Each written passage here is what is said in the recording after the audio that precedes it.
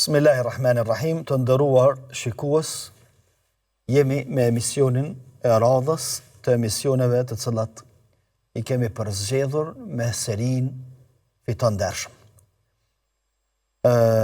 Jemi emisionin e tretë me radhë, po për më ndërlidh me atë që ka kaluar në emisionin paraprak, e përmendëm se dijet, e përmendëm përmbajtjen dhe natyrën e dijes së fesë, ose shkenca fetare të cilat Allahu i lartësuar po i azbret pejgamberit alayhi salatu wasalam.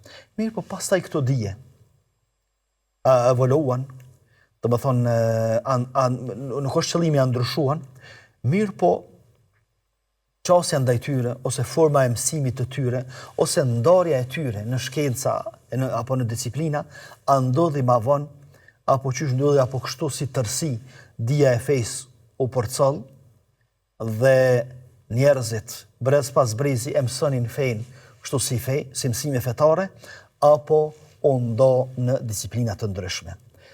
Dihet fare mirë se gjatë kohës së pejgamberit alayhi salatu wassalam, sa ishte gjallë pejgamberi alayhi salatu wassalam, ishte burimi i vetëm i mësimit.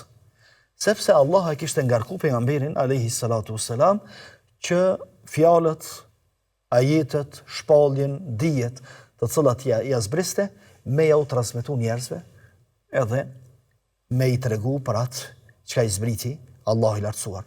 Mirë, nëse e kuptonin shokët e tij,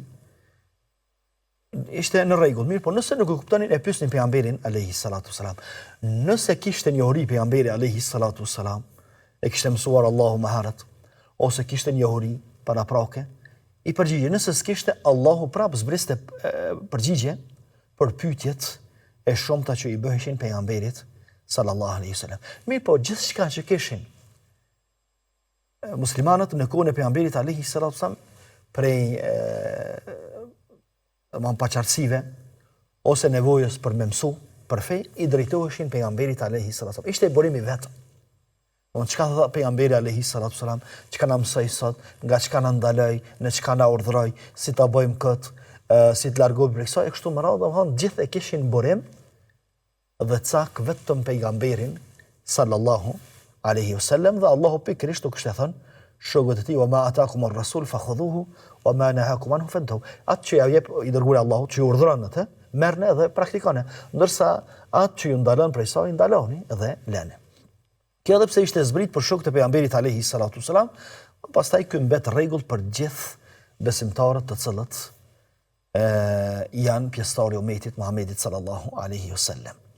Dhe duke u nisur nga kjo, që njerëzit e pyesnin pejgamberin alayhi salatu wasalam dhe e merrnin ndijen prej tij.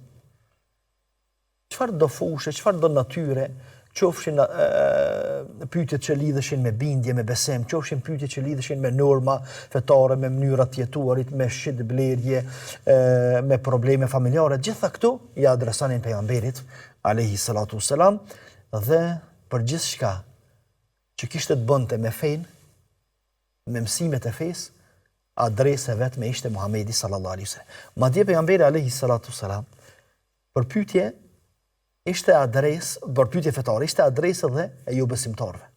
Allahu i lartësuar në shumë vende në Kur'an e përmend të pyesin ty, yes'alunak, të pyesin ty. Kush e kanë pyet pejgamberin alayhi salatu wasalam? Ata që e kanë pyet pejgamberin alayhi salatu wasalam janë dy lloje të njerëzve. Lloji i parë, ose kategoria e parë, thonë më mirë, domthonë dy kategori. Kategoria e parë janë besimtarët. Thonë besimtarët, duke qenë të interesuar që sa më mirë me i praktiku mësimet e Allahut, me i kap ato sa më mirë, me i mësu sa më mirë, me i praktiku sa më mirë, e pyesnin pejgamberin alayhi salatu wasalam. Edhe i dërguari Allahut i jepte shpjegime, shtesë nëse kishte nevojë. Nëse nuk kishte nevojë, pejgamberi alayhi salatu wasalam nganjëherë disa pyetje të panevojshme i refuzonte. I refuzonte në mënyrë që të mos bëhet pyetje hajt vetëm tham diçka ose të pyes diçka. Jo, von pyet njeriu nëse është e nevojshme, nëse është diçka e rëndësishme që i duhet. Përndryshe, për gjërat të rëndësishme nuk pyetet. Nuk pyetet as hoxha, edhe nuk ka nevojë më u lodh për të. Edhe pejgamberi alayhi salatu wasallam, edhe pse raste të rralla, mirë, po nganjëherë i refuzonte disa pyetje. Edhe pse shumica e pyetjeve i përgjigjej. Ndërsa kategoria e dytë e njerëzve që e pyesin pejgamberin alayhi salatu wasallam ishin pabesimtarët. E këta pabesimtarë e pyesin pejgamberin alayhi salatu wasallam për dy qëllime. Qëllimi i parë, që ishte qëllimi i shumicës prej tyre, ishte me e vënë sprov pejgamberin alayhi salatu wasalam, sa apo din apo s'po din, apo e thot vërtet, ose domethënë thjesht me gjetë një arsye me për janë shtru. Pejgamberin alayhi salatu wasalam. Për shembull, prej pyetjeve i thonin o Muhammed sallallahu alaihi wasallam, sa ishte në Mekë. A mos si që të kalbët trupin, të vdesim të kalbët, edhe ashti të bëhet hi. Kemi më u kthy edhe një herë. Kemi më ringjallën. Domethënë kjo është pa logjikshme, e pa kapshme sipas tyre. Pastaj Allahu zbriste përgjigje. Edhe i thot Allahu në këtë rast thot po pyetej, po të pyet tyje, pasi që të bëhemi hi, më ringjallën një herë. A nuk e din që herën e parë Allahu ka kriju pa qenë hi hiç? Po nëse kemi qenë as hi, as kemi qenë të kalbër, as trup, as mish, as koci. Edhe Allahu na ka kriju. Ndërsa pse s'ka mundësi me na kriju herën e dytë? Kjo domethënë ishte forma e parë ose arsyeja e parë e pyetjeve që vinin për pabesimtarët që me nxon ngosht pejgamberin alayhi salatu wasalam. Me nxon pa përgjigje. Edhe thonë ja, domethënë ç'e s'ke përgjigje ti, s'ke dije domethënë. Ti i thu këtu për vetës edhe nuk din më na u përgjigj neve. Mirë po, në çdo pyetje që ja banin Allahu i lartësuar i dërgonte përgjigje. Edhe e nxerrte prej situatave të pakëndshme pejgamberin sallallahu alaihi wasallam. Nganjëherë pabesimtarët e pyesnin pejgamberin alayhi salatu wasalam për me e vërtetu besnikrinë e tij dhe saktësinë e tij që a është pejgamber me të vërtetë apo jo, dhe e besonin, edhe pse ishin raste të rralla. Mirë po, disa prej pabesimtarëve pas pyetjeve që ja banin pejgamberit alayhi salatu wasalam bëhen musliman. Prej tyre për shembull është Abdullah ibn Salami. Abdullah ibn Salami, një rabin jahudi në Medinë, edhe domthon kur thamë rabin, ka qenë prej fetar. Edhe e ka ditë Tevratin, i ka ditë mësimet e Tevratit, edhe e ka ditë mësimet të cilat i kanë zbrit Musait alayhi salam. Edhe vjen tash te pejgamberi alayhi salatu wasalam. O thot o Muhammed sallallahu alaihi wasallam, po i thot o Muhammed sepse Allah nuk është bë musliman dhe nuk po e pranon për të dërguar. Thot dua të i bëj 3 pyetje, të cilave nuk i përgjigjet vetëm se pejgamberi. Do thjesht, nëse më përgjigjesh këto 3 pyetje, unë e di që je pejgamber dhe po të besoj pastaj. Do të thonë, nuk është pyetje provokuese kjo, po thjesht është për me dëshmu tek pyetsin këtë rast vërtetësinë e pejgamberit alayhi salatu wasalam. Po të pyet. Po të pyetja e parë, ç'është ndodh që fëmia herë me i përngjon nanës e herë babës. Do herë me përngjon nga loza e nanës, herë nga loza e babës. Pyetja e dytë thotë, cili është shenja i parë e kiametit? Ka me ndodhë, për e tyre 10 shenja të mëdha të kiametit, edhe pyetja e tretë, cili është ushqimi i parë me cilën gostiten banorët e xhenetit. Pejgamberi alayhi salatu wasallam hesht për disa çaste, disa momente. Edhe i thot, tani më lajmëroi Xhibrili për të. Do të deri tash se kom ditë asone. Pejgamberi alayhi salatu wasallam sikur do të më thon, deri tash se kom ditë asone. Me po tani ver Xhibrili dhe edhe më tregoi. Abdullah ibn Salami ishte sinqert. Thot, ta dish në jahudit Xhibrilin e llogarisim armek. Domthon kështu e kanë llogarit, se duket të llogarisin akoma. Thot pejgamberi alayhi salatu wasallam pastaj i përgjigjet që ja ka pru Xhibrili, domthon dijen edhe shkencën që po ja bën Xhibrili tash. Pejgamberi alayhi salatu wasallam, sepse fëmia ndodh nganjëherë me nga loza e nanës, nganjëherë nga loza e babës. I thot pejgamberi alayhi salatu wasallam, nëse uji i mashkullit është më i shpejt, atëherë fëmia i ngjan babës edhe lozës babës. Nëse uji i femrës është më i shpejt, atëherë fëmia i ngjan nanës ose lozës së nanës. Mirë thot. Abdullah ibn Salam mirë. Domthon kjo është përgjigje, sepse domthon mësimet e ngjashme me këtu i kanë pasur edhe në Tevrat. Pra ta në fillim i tha Abdullah ibn Salami, këtyre pyetjeve nuk i përgjigjet vetëm se pejgamberi, domthon se s'ka dije, nuk ka shkencë në atko që mundet me ju përgjigj këtyre pyetjeve. Thot, shenja e parë e kiametit që do të ndodh është një zjarr i cili vjen nga lindja edhe i mbledh njerëzit në perëndim. Vjen nga lindja edhe i mbledh njerëzit në perëndim. Domthon zjarri përhapet gjitha anët e botës ku ka njerëzim, edhe pastaj njerëzit duke ikë nga zjarri duke u përhap derisa të mlidhen në një vend që pejgamberi alayhi salatu wasallam e ka thënë perëndim, mirë po është për qëllim Shami i Sudit, sepse ka transmetime tjera. Ndërsa pyetjen e tretë i përgjigjet pejgamberi alayhi salatu wasallam thotë ushqimi i parë me të cilin gostiten banorët e xhenetit është moja e mëlçisë së balenës.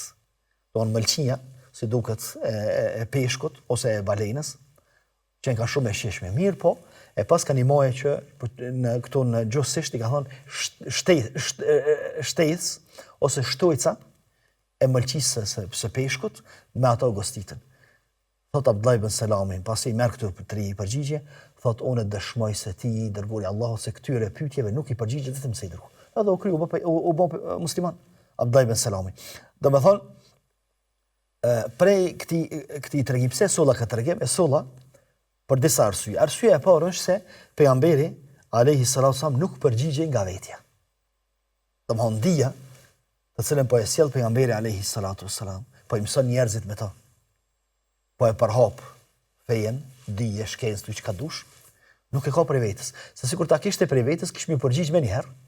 Abdullah ibn Selami, s'kish më prit me ardh lajmi prej Xhibrilit. E ka raste kur pejgamberi alayhi salatu wasallam ka prit deri në muaj me ardh përgjigje. Kanë ardhur dikush e ka pyet pejgamberin alayhi salatu wasallam për diçka, thotë s'kam përgjigje. Edhe ka prit deri në një muaj derisa i ka zbrit Allahu përgjigje. E kështu që këto dije janë prej Allahut të lartësuar, nuk janë prej pejgamberit sallallahu alaihi wasallam. Sepse njeriu është i atill që kontributin e vet, vlerën e vet, vështirë ka me atribut dikujt. Thonë me punu diçka, me zhvillu diçka, me arrit diçka, edhe me thonë kjo arritun është e filanit, se ne ban njeri këto. Bile të kondërtën po, të kondërtën ja lyp në jefsin njerit, me ban po të arritut e tjetrit, me atribu vetës po. Amo si kur tishte rezultat kjo dije, kjo fej, këto mësime, kjo sheriat, si kur tishte, për odhemi Muhammedit alayhi salatu wasallam, pse me atribu dikuj tjetër? Pse ai me thonë që valla Xhibrili ma solli kët, e kam prej Allahut. Të më thonë, shumë më komod do të nihej ai, sikur të ishte prej tina, që me thonë, po, unë e jam jashtë. Unë e kam arrit këto, këto mësime janë të mjetë. Mirë, po jo, po thotë, Xhibrili ma solli këto përgjigje se nuk i kam ditë më herët. Gjithashtu, mësojmë edhe diçka tjetër, ajo është se mësimet e fesë zbresnin, shumë prej tyre zbresnin sipas nevojës së njerëzve. Ka dispozita, ka rregullat të cilat kanë zbrit pa ndonjë arsye. Për shembull, Allahu e ka obligu namazin, e ka obligu zakatin, jo pse ka kërku dikush, jo pse ka pyet dikush, jo pse u paraqit nevoja, po thjesht ka ardhur koha dhe Allahu e ka bërë obligim. Mirë, po në pjesë të dispozitave, të rregullave, të mësimeve të fesë, kanë ardhur si rezultat i pyetjes së njerëzve dhe nevojës së njerëzve. Për to. Edhe këtu në këtë rast kur ka pyet Abdullah ibn Selami, Allahu ka zbrit. E kanë pyet pejgamberin alayhi salatu wasallam për Dhulkarneinin, Allahu ka zbrit ajete për Dhulkarneinin. E ka pyet për banorët e shpellës, djalmushat e shpellës, Allahu ka zbrit ajete që flasin për djalmushat e shpellës e kështu me radhë. Pastaj kanë pas nevojë muslimanët për tejemum. Domethënë duke u kthyer nga lufta e Tebukut, janë harxhuar rezervat e ujit, kanë ujë vetëm për me pis, kanë ujë për abdes, qysh me bë, ka orë koha namazit, qysh mo fal, Allahu zbret ajetin e tejemumit, që me marr tejemum këtë rast. Domethënë çka? Zbret dispozit si përgjigje e kohës ose një nevoje që paraqitet tek sahabët e pejgamberit alayhi salatu wasallam me shokët e tij, pastaj kjo dispozit mbetet për gjithë pjesëtarët e kësaj feje. Këto përgjigje ose vinin drejt për drejt prej Allahut, ajete, të pyesin ty për kiametin, për shembull, njëri prej ajeteve Allahu thotë, të pyesin ty për kiametin, thuaj ajo është çështja e Allahut. Të pyesin ty për nefsin, për shpirtin, thuaj ajo është çështja e Zotit. Domthonë Allahu më një herë ka sjellë përgjigjen. Po ka raste kur Allahu përgjigjen ja ka dërguar pejgamberit alayhi salatu wasallam në formë të inspirimit përmes Xhibrilit, sikurse rastin që përmendëm më herët, edhe këto pastaj janë quajtur hadithe. Ndërsa domethënë përgjigjet e para janë domethënë të formës së parë kur Allahu përgjigj direkt edhe vet, janë ajete kuranore, edhe këto janë, kjo është formula e burimeve të mësimeve të fesë dhe shkencave të fesë që është Kurani edhe Suneti. Domthonë fjalët e Allahut të lartësuar edhe fjalët e pejgamberit alayhi salatu wasallam që në esencë janë shpallje, janë inspirim prej Allahut të lartësuar, mirë po është interpretim prej pejgamberit sallallahu alaihi wasallam. Nga kretë kjo që u tha, e kuptojmë se për më u kuptu, për me marrë vesh një dispozit, një rregull fetare, një normë fetare, besimtarët e pyesin pejgamberin alayhi salatu wasalam. Nuk kishte nevojë më mbledh komisione të ndryshme të dietarëve, të xhallarëve, as nuk kishte nevojë më ngrit akademi fikhore ose akademi shkencore, mirë po e pyesnin pejgamberin alayhi salatu wasalam për gjithçka në fusha të ndryshme, e pyesnin për besimin, e pyesnin për shirkun, për sifaqësinë, pastaj për dispozita, për norma, për probleme familjare, për virtyte të larta, madje e pyesnin edhe për ndodhi historike. Dhe për gjithçka që pyetej pejgamberi alayhi salatu wasallam vinte përgjigje ose prej Allahut direkt, ose Allahu e frymëzonte pejgamberin alayhi salatu wasallam, ja shpallte pejgamberit alayhi salatu wasallam për mbajtjen e përgjigjes, pastaj pejgamberi alayhi salatu wasallam e artikulonte prej tij. Mirë po, edhe përkundër kësaj, edhe pse ishte një ambient i përgjithshëm, i marrjes së dijes edhe i mësimit të fesë, domethënë ku nuk dalloheshin dispozitat e besimit, dispozitat praktike, normat morale, normat etike, rrëfimet historike të ngjashme, domethënë edhe pse ishin të gjitha në të njëjtën kohë, ndodhte nganjëherë që dikush vinte edhe të njëjtën pyetje që ja bënte pejgamberit alayhis salam, në pyetjen e tij ngërthente në vete aspekte të çështjes të besimit, aspekteve të moralit e kështu me radhë, edhe pse ishte çike klime përgjithshme, edhe pse mbretëronte çike klim, prap pejgamberi alayhis salatu wassalam her pas here i jepte sinjal shokëve të tij se kjo dije herët avën do të dohej në shkenca dhe disiplina. Për më mësu ma let, për më konë ma let, edhe me mësu, po edhe me ja mësu të tjerve, edhe me kuptu, edhe me apliku, edhe me zhvillu, me apliku fetari sa më të mirë, këtë shkenca, këtë dije një ditë do të ndohën, se cëlla do të merr emrin e vetë, do të merr formën e vetë, pastaj do t'i ketë edhe protagonistët e vetë që e zhvillojnë atë shkencë, mirë po, me që zbriste shpallje prej Allahut lartësuar, nuk kishte nevojë që dikush tjetër me marrë përsipër, me shpjegu fenë pos pejgamberit alayhi salatu wasallam, sepse Allahu ja kishte besuar pejgamberit sallallahu alaihi wasallam. Pastaj Allahu nuk ja zbriti të tërën për një herë, sikurse e përmendëm fillim të emisionit, po Allahu zgjodhi që ajo të zbres pjesë, rregull, dispozit pas dispozite, dhe krejt kjo derisa të kompletohet dhe pejgamberi alayhi salatu wasalam po e pranon, po e kupton,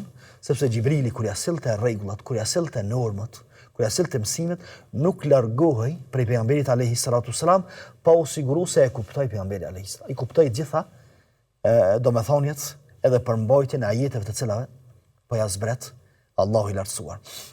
E tash kush do ta interpretonte fenë duke qenë pejgamberi alayhi salatu wasallam, duke qenë i dërguari i Allahut i cili e merrte prej Xhibrilit, e Xhibrili e merrte prej Allahut dhe ja sillte të sigurt pejgamberit alayhi salatu wasallam pa asnjë ndryshim, madje dhe ja shpjegonte nëse kishte nevojë që pejgamberi i Allahut sallallahu alaihi wasallam me e kuptu mirë çdo detaj, çdo dimension dhe mos më mbet asgjë e paqartë. Megjithatë, edhe përkundër kësaj klime, që pejgamberi alayhi salatu wasallam ishte burim i gjitha formave të mësimit, i gjitha natyrave të mësimeve, prap dha sinjal se një ditë do të ndohen, këtë dije do të ndohet në shkenca, do të ndohet në disiplina të ndryshme dhe sicila do ta shpjegoj, sicila shkencë, sicila disiplinë do ta shpjegoj një prej fushave të këtyre mësimeve dhe kësaj shpallje. Mirë, cilat janë këto sinjale ose në çfarë forma dha sinjale pejgamberi alayhi salatu wasallam për këtë, do ta shohim në pjesën e dytë të emisionit, për pak shkëputemi për të kthyer në pjesën e dytë të emisionit.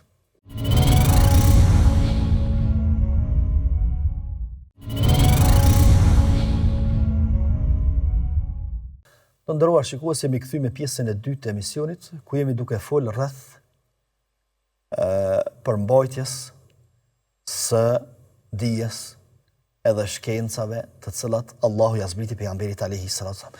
Edhe pse e përmendëm, edhe pse pejgamberi alayhi salatu wasallam ishte burim nga i cili merrnin përgjigje për gjithçka, për gjitha fushat, përgjigje për pyetje të gjitha natyrave, pra pejgamberi alayhi salatu wasallam ju dha sinjal shokëve të tij se herët aval ose një ditë patjetër do të ndodhë që kjo dije ka mundohur në shkenca, edhe sicilës shkencë ka me i prit dikush, ose kanë me qenë protagonistët e sicilës shkencë, sepse të pakt do t'jenë ata njerëz të cilët do të izotërojnë të gjitha këto shkencat e fesë. Ose do ta mësojnë, ose do ta zotërojnë fejen në të gjitha rrafshet edhe në të gjitha fushat. Sa i përket këtyre sinjale dhe paralajmërimeve, i përmendim se pejgamberi alayhi salatu wasallam këto sinjale po i lëshon në dy forma. Cilat janë këto forma? Forma e parë, përmes lejimit të disa nga shokët vetë që me dhonë fetva, edhe me fol për rregullat fesë dhe mësimet, disa rregulla dhe disa mësimeve të fesë, në pranit pejgamberit sallallahu alaihi wasallam. Pse po e bën këtë pejgamberi sallallahu alaihi wasallam? Këto pejgamberi alayhi salatu wasalam po i realizon dy qëllime. Qëllimi i parë po ja bën me dije shokët vet se ka rregulla edhe ka dispozita të cilat nuk ka nevojë për mu lodh edhe me shkri mendje në to, po thjesht duhet mu ju dorëzu informatave edhe lajmeve që na vijnë nga Allahu dhe pejgamberi sallallahu alaihi wasallam. Domos ka ijtihad në to. E ato janë mësimet që kanë të bëjnë me çështjet e botës tjetër, me çështjet e gajbit, me çështjet e besimit, të cilat sado që mëson njeriu, sado që arrin, sado që lodhet, nuk mundet me kap realitetin, për shembull xhenetit ose xhenemit ose jetës së varrit. Domethënë, ka rregulla, ka mësime tek të cilat nuk mundet me hyrë në mendja e njeriut. Për ata pejgamberi alayhi salatu wasallam kur po jep leje disa prej shokëve të tij që me fol për rregulla, për dispozita, po i jep leje për dispozita të caktuara, fetva për mesele edhe çështje të caktuara, jo për gjitha çështjet, jo për gjitha meselet e fesë, sepse vetë i dërguari Allahut por këto që i përmendëm më herët për gajbin e botën tjetër, po i pret lajmet për Allahut sepse asaj vetë nuk e din. Domthon kjo është synimi i parë që më don pejgamberi alayhi salatu wasallam ia mësoi shokët vet, po dhe ia mësoi gjithë muslimanëve pastaj këtë rregull që jepet vetfa, arrihet dije, mund angazhem ijtihad në çështjet të cilat e pranojnë ijtihadin, jo në çështjet të cilat nuk e pranojnë ijtihadin. Dhe qëllimi i dytë i kësaj lejese që pejgamberi alayhi salatu wassalam po e bën për disa shokë tij që më dhon fetva e më dhe me i shpjegu mësimet e fesë për me i tregu praktikisht pejgamberi alayhi salatu wassalam se kur do të vi koha që do të ndahen shkencat edhe do të dohet kjo dije e kjo fe në shkenca të ndryshme, atëherë secilla shkencë do t'i ketë njerëzit e vet, sikurse sot që e kemi një person sikurse Abu Bekrit, Omerit, Aliut radhiyallahu anhu, që i përmendin dietarët dikon 13 ose 14 sahabe, të cilët kanë dhënë fetva në kohë të pejgamberit alayhi salatu wassalam, për me i tregu se këta i kanë zotëru këtë shkenca edhe po japin fetva për to. Mirë, po nuk i kanë zotëru do shkenca, edhe nuk mundin zotëru do shkenca, nuk japin për to fetva, mirë, po për ato i presim shpalljen prej Allahut të lartësuar që i përmendëm çështjet e besimit, pastaj gajbin e kështu me radhë. Forma e dytë që po i dërgon këto sinjale pejgamberi alayhi salatu wasalam se kjo dije do të ndahet në shkenca është lëvdatat që ja adreson pejgamberi alayhi salatu wasalam disa prej shokëve të tij duke e pas parasysh këto të arritat e tyre në fusha të caktuara. Këto do ta shohim pastaj në detaje. Pak më vonë. Sa i përket formës së parë që pejgamberi alayhi salatu wasalam i lejoi disa prej shokëve të tij që në prezencë, duke qenë pejgamberi alayhi salatu wasalam gjallë, që ata më dhonë fetva ose me fol për dispozita, me interpretu dispozitat, e përmendin dietarët, për shembull, interpretimin ose ijtihadin e Sa'd ibn Mu'adhit që e ka bërë sa i përket përfundimit luftës që kur ka ndodhur mes pejgamberit alayhi salatu wasalam edhe fisit Banu Qurayza, fisit Jahudin Medine. Do të thonë, pas thyrjes së marrëveshjes, është histori e gjatë kjo, po kryesorja, fisi Banu Qurayza Jahudive, pajtohen që Sa'd ibn Muadhi me qenë gjykatës. Do të thonë çështë vendosaj, pastaj le të vepron pejgamberi alayhi salatu. Do të thonë e kanë pranuar rolin si gjykatës Sa'd ibn Muadhi, por nuk e kanë pranuar pejgamberit alayhi salatu. Duke e ditë pejgamberi alayhi salatu se Sa'd ibn Muadhi është i denj, edhe do të merr vendim, edhe do të gjykon drejt, po e pranon këtë kërkesë të Jahudive dhe po thotë mirë, okay, Sa'di pra le të gjykon. Edhe pse sikur të gabonte Sa'di, pejgamberi alayhi salatu do ta permisonte, se do të shohim pastaj që disa prej fetvave edhe interpretimit dispozitave që i kanë bërë disa prej shokëve të pejgamberit alayhi salatu wasalam, e të cilat kanë qenë gabim, nuk ka pranuar pejgamberi alayhi salatu wasalam. Edhe vendos Sa'di e jep verdiktin e vet te sa i përket Banu Qurayzës, fisit Banu Qurayza Jahudive. Pejgamberi alayhi salatu wasalam thot: Elhamdulillah që Allahu e frymëzoi ose ja kthjelli mendën Sa'dit që me gjyku ashtu që është dënë Allahu dhe i dërguari. Do të çelloj. Gjykimi i Sa'dit po vjen në përputhje me gjykimin e Allahut dhe të pejgamberit alayhi salatu wassalam. Pastaj Amr ibn As radhiyallahu anhu, një sahabi tjetër, i cili ka qenë në udhtim edhe është bërë gjunëp.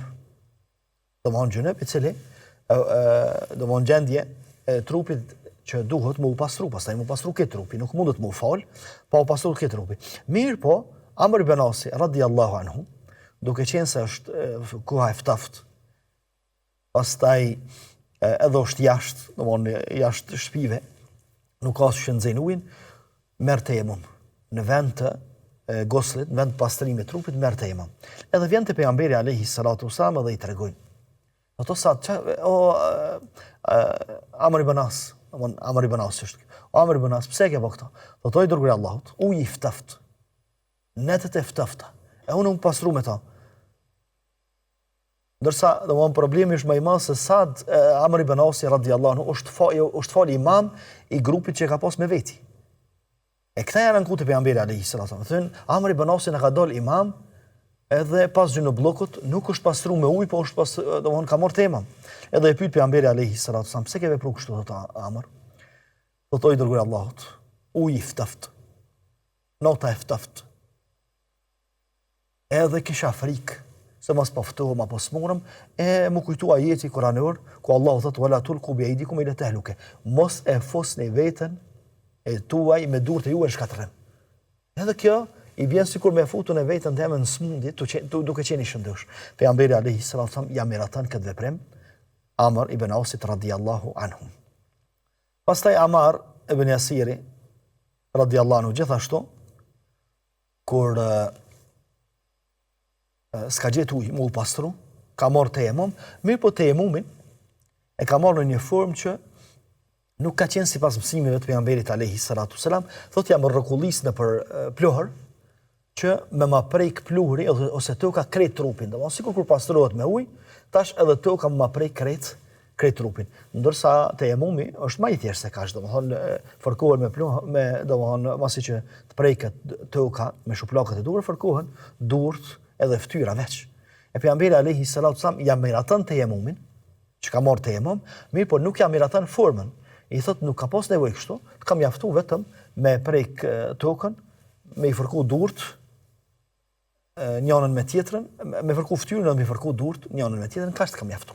Mirë po, domethënë këtë rast, pejgamberi alayhi salatu wasalam ja ka miratu gjysmën e ijtihadit, jo edhe gjysmën tjetër. Pastaj e kemi gjithashtu rastin atyre dy personave të cilët kanë qenë në udhtim edhe nuk kanë gjetur ujë.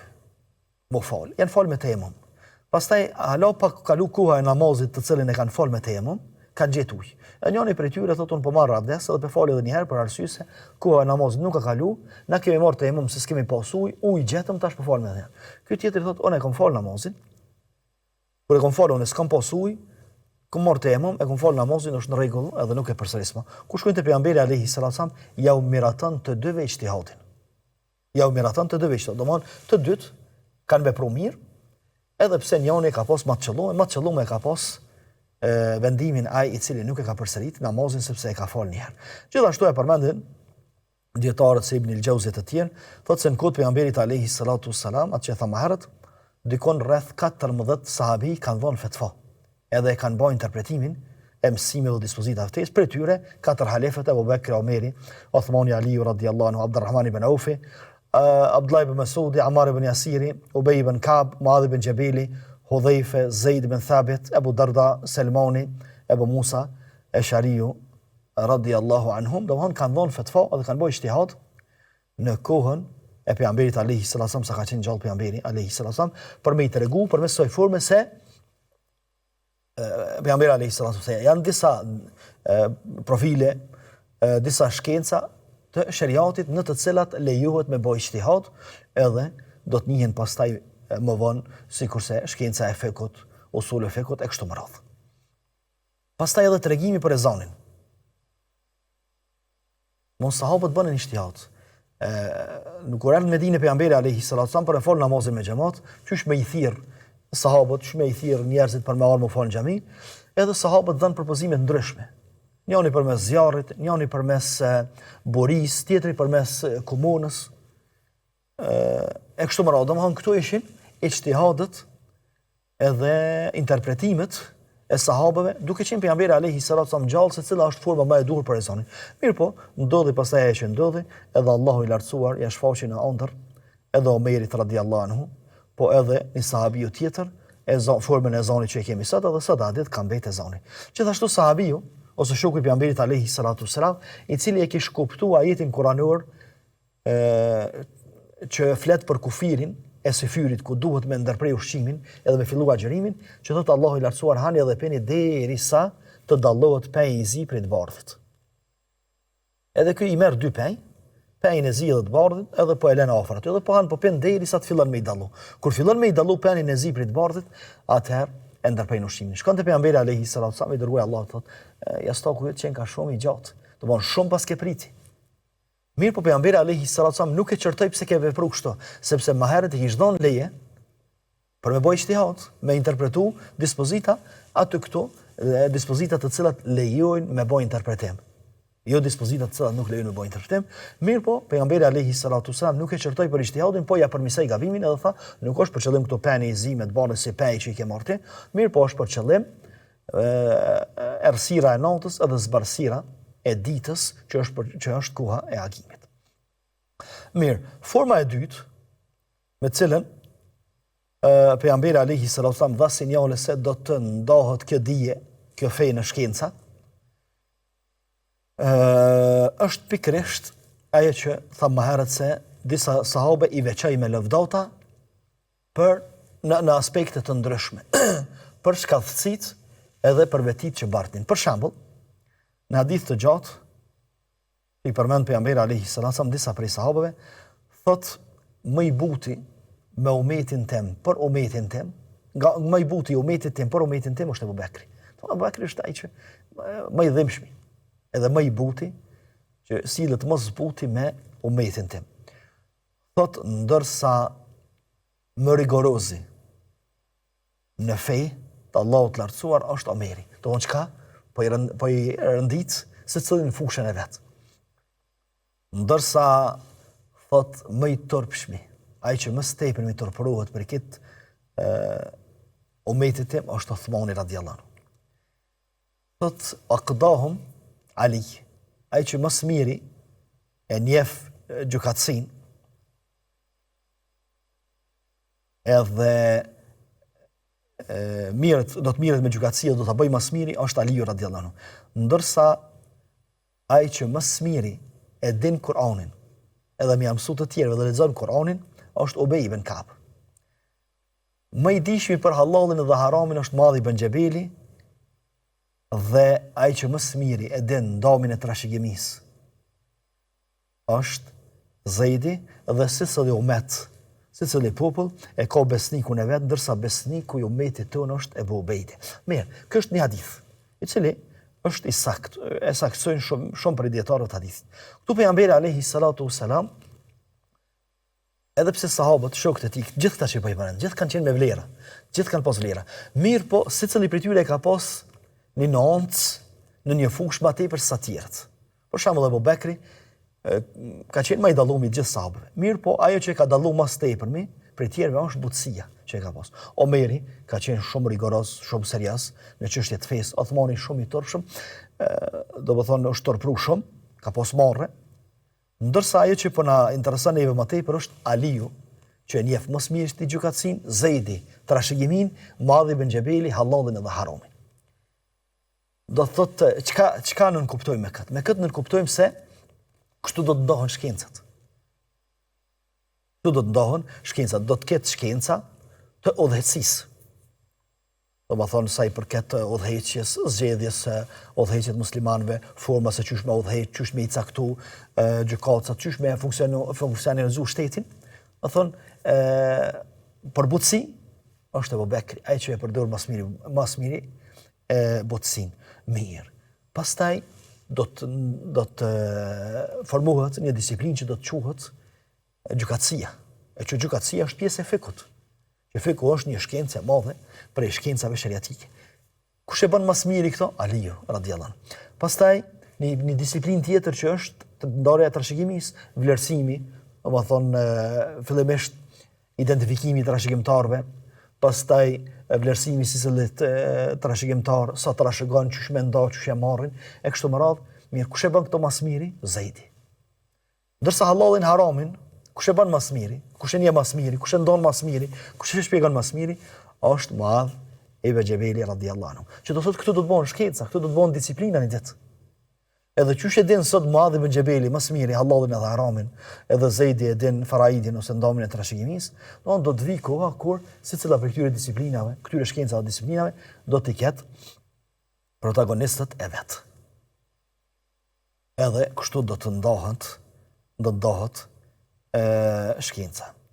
Gjithashtu, pejgamberi alayhi salatu wassalam kur e dërgon Muadh ibn Xhabelin në Yemen, edhe Abu Musa Ash'ariun. Këta i dërgon për me mësu fejen, po edhe me mbledh zakatin. Për me mbledh zakatin, do të me ditë rregullat e zakatit, dijet që lidhen me zakatin, kujt mi marr zakatin, cilat pasuri, cilat janë kushtet e zakatit, sa me i marr, çysh me mbledh, çysh me da pastaj. E këto pse ja besoi pejgamberi alayhi salatu wasalam Muadh ibn Xhabelit edhe Abu Musës Ash'ariut radhiyallahu anhu për arsye se këta ishin të denjë për këtë. Ndërsa Aliu radhiyallahu anhu dërgon gjykatës për arsye se Aliu, edhe pse shumë shokë të tjerë të pejgamberit alayhi salatu wasalam e bojnë gjykatësinë mirë, po Aliu e bën më së miri. Pastaj pejgamberi alayhi salatu wasalam gjithashtu dha sinjal se më vonë do të ndërtohet një shkencë e cila do të quhet shkenca e hadithit. Thotë pejgamberi alayhi salatu wasallam shkenca e hadithit. Mirë po, në bazë veprimit që po e bën me Abu Hurajrën, po jep sinjal që ka mund ndërtuar një shkencë e hadithit. Për ta Abu Hurajra, i cili ishte sahabiu që më së tepërmi insistonte me i mësu, me i dëgju dhe me i mësu hadithet e pejgamberit alayhi salatu wasallam, derisa një ditë ju anku. Edhe i tha i dërguar Allahut, po harroj. Nga një herë, pe harroj fjalët tua. Atëherë pejgamberi alayhi salatu wasallam tha mashtrin këmishën. E shtini këmishën, i bani disa dua, i fryni këmishës, i fryni edhe Abu Hurajra së gjoks, edhe pastaj mbajti mend gjithë hadithet që i dëgjonte Abu Hurajra, i mbajti mend për pejgamberin alayhi salatu wasallam, me këtë për me dhënë sinjal se do të ndërtohet një shkencë, pastaj ajo shkencë do të ketë burra, do të ketë njerëz që mirë me to, që do të quhet shkenca e hadithit, se çysh me vrujt hadithin, çysh me mësu hadithin, çysh me interpretu hadithin, fjalët e pejgamberit alayhi salatu wasallam e kështu me radhë. Gjithashtu dha sinjal se do të ndërtohet edhe një shkencë e cila do të quhet shkenca e tefsirit ose interpretimi i Kuranit. Dhe këtë përmes lëvdatës që e ban Abdullah, ose doan që e ban për Abdullah ibn Abbasin, radhiyallahu anhuma, i cili thot isha në shtëpinë e Mejmunës. Mejmunën, Abdullah ibn Abbas e ka pas teze, e Mejmunja ka qenë gruaja e pejgamberit alayhi salatu wasalam. Edhe e ka shfrytzuar rastin Abdullah ibn Abbasi që kur e ka pas radhën pejgamberi alayhi salatu wasalam te tezja vet, ka insistuar me shku në shtëpi te tezja, në mënyrë që me pa pejgamberin alayhi salatu wasalam se shpej ban jetën e brendshme. Edhe thot, ja afrua ujin për avdes pejgamberit alayhi salatu wasalam, do që me shërby thjesht. Edhe mos po e dëgjoj një hadith, mos po dëgjoj një fjalë prej tij, mos po e marr një lutje, mos po e gëzoj një dua pejgamberit alayhi salatu wasalam për mua. E në fund, mas këtij shërbimi që ja ban pejgamberi alayhi salatu wasalam, lutet për Abdullah ibn Abbasin edhe thot Allahumma faqihu fi din wa allimhu ta'wil. O Allah, jepi të kuptum fejlem, jepi që ta kuptoj fen. Jo vetëm me mësu, jo vetëm me ditë, por edhe me kuptu. Që me interpretu mirë, edhe mësoja interpretimin e Kuranit, tefsirin e Kuranit. Dhe çka? Abdullah ibn Abbasit do të bëhet ai lideri i interpretimit të Kuranit, ose i tefsirit. Ose tefsirin edhe interpretimin e Kuranit më së miri e ban Abdullah ibn Abbasit, e që pas një kohë do të ndërtohet një shkencë e cila do të quhet tefsir, edhe do të ketë nevojë për njerëz sikurse Abdullah ibn Abbasi që mirën me ta. Edhe për Muadh ibn Jabelin radhiyallahu anhu, që më së miri e din hallalin e haramin, për Zeidin e Faraidit, që gjitha këto janë pjesë e fikut, i jurisprudencës islame, që janë pjesë e fikut, e që do gjithashtu është sinjal se do të ndërtohet një shkencë e cila do të quhet fik dhe do të ketë nevojë për njerëz sikurse Muadh ibn Jabeli, sikurse Zeid ibn Thabit, e të ngjashëm me ta, të cilët do të jenë protagonistët kryesorë të kësaj shkence, do ta shpjegojnë. Kështu edhe sahabët, shokët e pejgamberit alayhi salatu wasallam, kështu ja interpretuan dijen edhe nxënësave të tyre, shokët e tyre, dhe kështu u interpretu edhe një brez ose dy pas tyre, pastaj e kemi kohën kur vjen ndarja e shkencave islame. Ku secila për këtyre shkencave, për këtyre disiplinave shkencore, fillon me e marrë formën e vet. Edhe fillon mu dallu dietarët të cilët mirën me studimin e interpretimit Kuranit, me tefsirin. Pastaj kënej dallohen disa dietarë të cilët mirën me interpretimin e dispozitave praktike, fukahat, me fikun. Pastaj disa të tjerë që mirën me çështjet të besimit, të akidës. Disa të tjerë që mirën me çështjet e hadithit, rrugët e pranimit hadithit, kur hadithi është i saktë, kur nuk është i saktë, çysh interpretohet, çysh shpjegohet, kush janë transmetuesit e hadithit, dhe kështu me radhë, dhe kështu pastaj u ndërtuan disiplinat shkencore ose shkencat sheriatike që e morën formën e vet, pastaj u shfaqën, dolën në skenë edhe dietarët e secilës shkencë, më vonë dikur edhe u shkruajtën libra në secilën shkencë, dhe kështu u ndon dija e fesë, u ndodha në përshkenca të ndryshme, ku sot e ditë mësohet kështu e ndarë, edhe kemi shkencën e tefsirit, interpretimit Kuranit, shkencën e hadithit, shkencën e fikut. Pastaj fiku ka shumë disiplina, brenda aty shkenca e besimit, e tauhidit, ose akides, e kështu me radhë. Kjo pra është ajo sa i përket ndomjes së kësaj dije ose shpërndarjes së kësaj dije në përshkenca të ndryshme, në për profile të ndryshme, në mënyrë që mu kuptu ma letë, mu mësu ma letë, mu interpretu ma letë edhe mu praktiku ma letë. Me kaq po mjaftohemi sa i përket ndarjes së dijes edhe shkencës fetare në disiplina shkencore, dhe në emisionet e tjera pastaj do të fokusohemi më tepër në shkencën e fikut dhe pjesë e kësaj shkence ose disiplinë vete që është marrëdhënia ndërnjerëzore, shit vlera të ngjashme me to, shihemi pra në takimin e radhës.